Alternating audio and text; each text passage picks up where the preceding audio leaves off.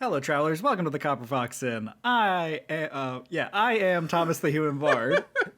Sorry. Joining, I was powering through. it's okay.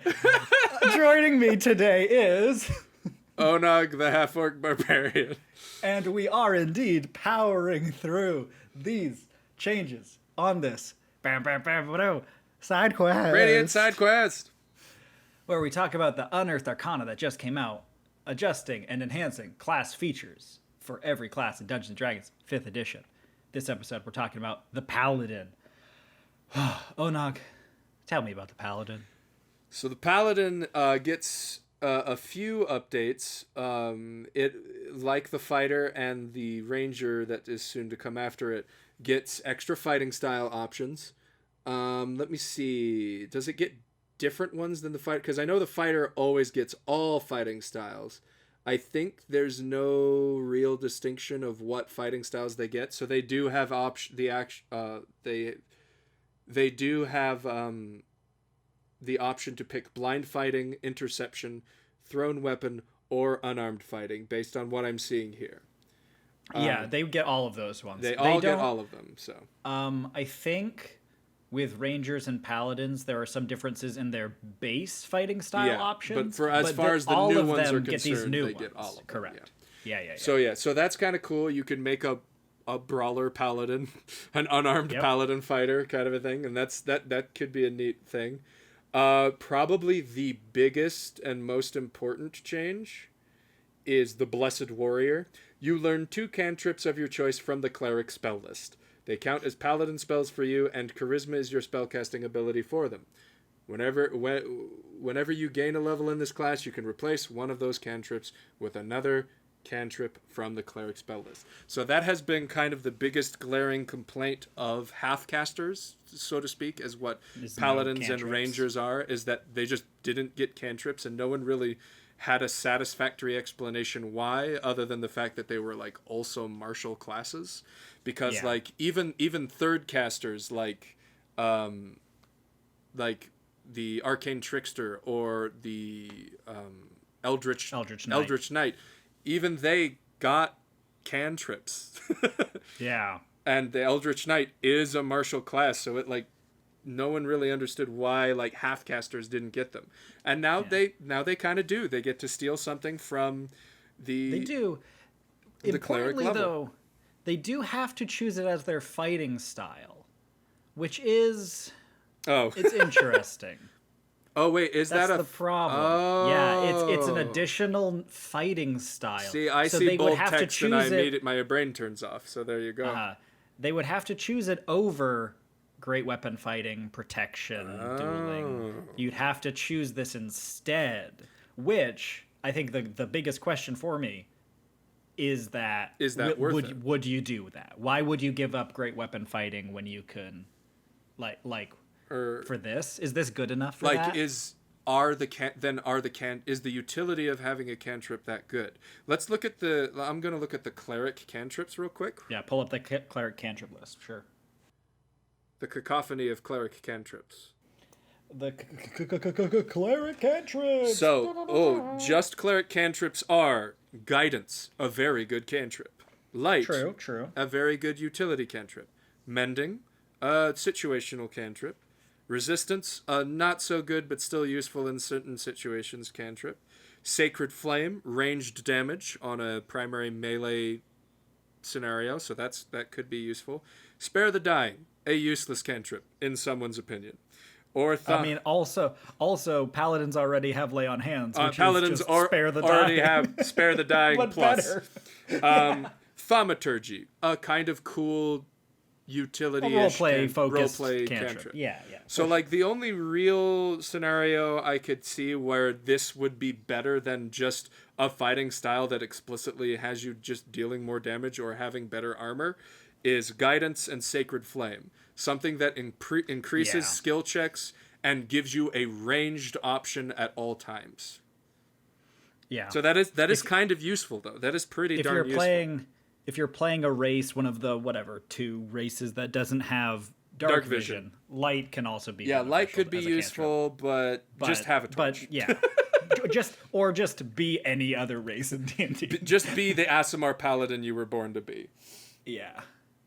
But yeah, I don't know. I don't like maybe, and I'm sure for some people the point will just be I wanted them to be more of a holy warrior with spells and less of just a big guy with an axe. And it's like sure for like flavor and roleplay, I totally get that. Yeah, that mechanically, I don't know if this is better or worse than the ones you always take with paladins. I mean, if you're gonna do that one, the paladin build of infinite like AC, where you take where you just take the defense fighting style, or defense fighting style. You just get max like plate mail armor and all that. You like stack up. You have a shield, all this stuff. Mm-hmm. Is it worth giving that up for this? I don't know. And once again, I guess it just kind of depends on the scenario. Like, this might be a decent, like, depending on how a DM rules certain rulings, this might be a decent alternative to something that you were trying to do, but it didn't work. Like, for instance, it's kind of vague in the ruling for the Warforged that are coming out in the Eberron campaign. At least the playtest material that they released has them like Warforged are not wearing armor, but they are considered armored, kind of a thing in their ability. So like, does the defense fighting style work for them? They're not wearing armor, and it says to wear armored, but they are armored and they are wearing armor, kind of a thing. And so depending on your DM's ruling, you might go, okay, well, I can't pick the defense fighting style for that, so I'll pick the cantrips thing, kind of a thing, which is like still cool in utility. It still at least gives you the option to have those things that have been sort of missing from the paladin class. Yeah, I also completely overlooked and didn't realize I'm talking about weighing these options like you can't just change your fighting style like they allowed you to. Yeah. Oh my gosh. Yeah. We're still thinking in the past, kids. We got to elevate our mindsets, man. Yeah. Oh wait, how does that work though? It's just like, I can't cast those spells anymore. I'm good with shield. Yeah, if you change the fighting option, because it is the cantrips, a fighting right? style. That's true. That's very true. Yeah, I think you would swap it out and you would lose access to those cantrips. Or can you gain the 2 cantrips, and then have them forever? Take a new one and then take it again to learn 2, and then to learn 2 more cantrips when you take it the second time. Well, I mean, before the patch gets installed, it works like that. But it bugs out. Yeah, it doesn't realize you've already taken it, so it lets you stack it twice. No, but yeah, I mean, that makes way more sense to me of being like, maybe in the early game, it's better for me to have increased AC, but in the later game, I've already got magic armor, so I swap it over to Blessed Warrior to gain some, utility cantrips. That's sick. That's super sick. Yeah, or like, I know we're going to the land of harpies and dragons, so I need a viable ranged damage option. I'm going to need a way to hit from range. So I need to take Sacred Flame, kind of a thing. For sure, yeah. All right, what's the next feature? The next feature is, just like every other spellcaster, expanded spell list. They get Gentle Repose, Prayer of Healing, Warding Bard, Life Transference, Spirit Guardians, Dawn, and Flame Strike. But yeah, Dawn, Flame Strike, which is pretty solid. These are all great little spells that it's like, okay, now you can, at higher levels, turn into more of a blaster caster for your paladin, kind of a thing. Mm-hmm. Prayer of Healing is a good vibe, especially if you're playing a traditional sort of like holy paladin who like that goes in the category of wait, they didn't already have that, kind of a thing. Exactly. You're sort of like, wait, that wasn't the thing that they could do? He's literally a knight of justice and holiness. Why can't he pray? Why can't he pray to be healed? That's like you'd think. Yeah, overall pretty good. And then the final one, Channel Divinity, Harness Divine Power. Mm-hmm. So it's kind of the same thing. Anyone who has access to Channel Divinity can now sacrifice it for a spell slot, which for a paladin, because they are not a full caster, is a huge buff. Being able to get first level spell slots is the equivalent of like getting second and third level spell slots for full casters, because that's for a very long period of time. That's all you get. That's all you have. There's also, let me pull it up here.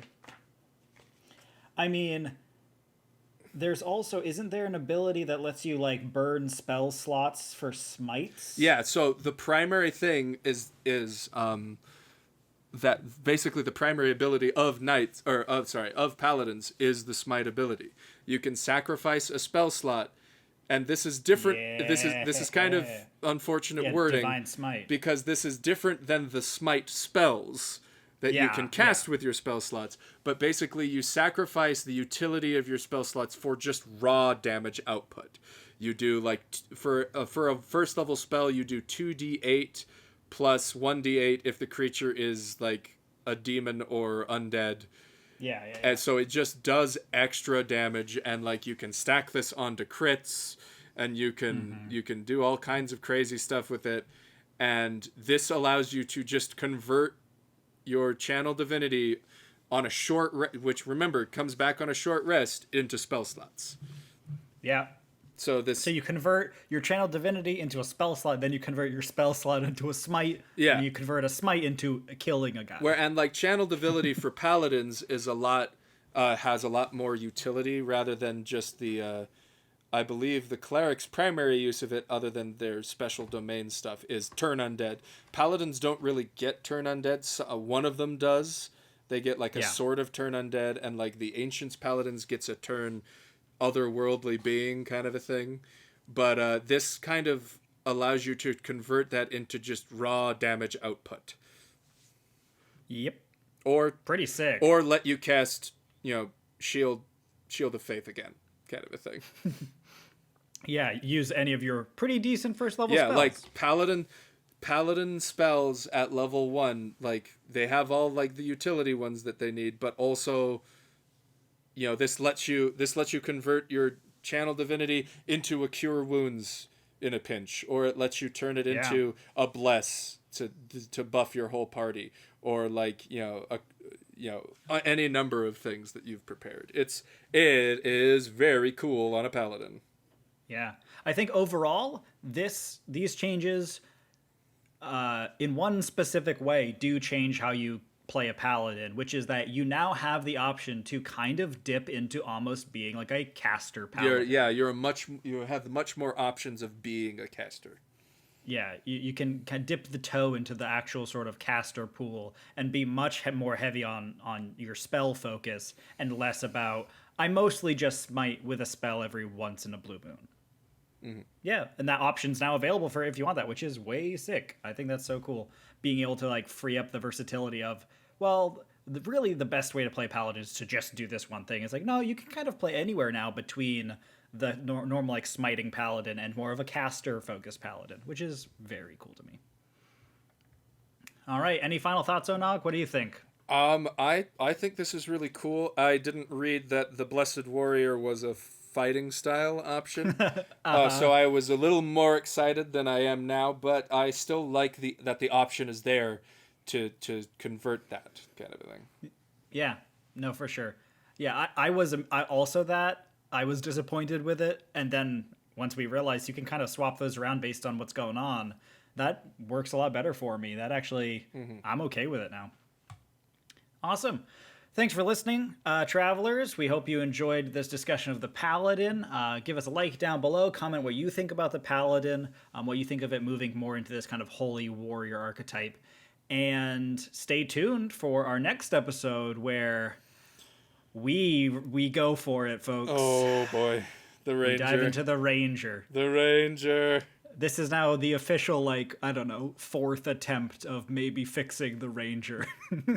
We'll see how they do it and how well they accomplish that goal on the next episode. And until then, keep on adventuring.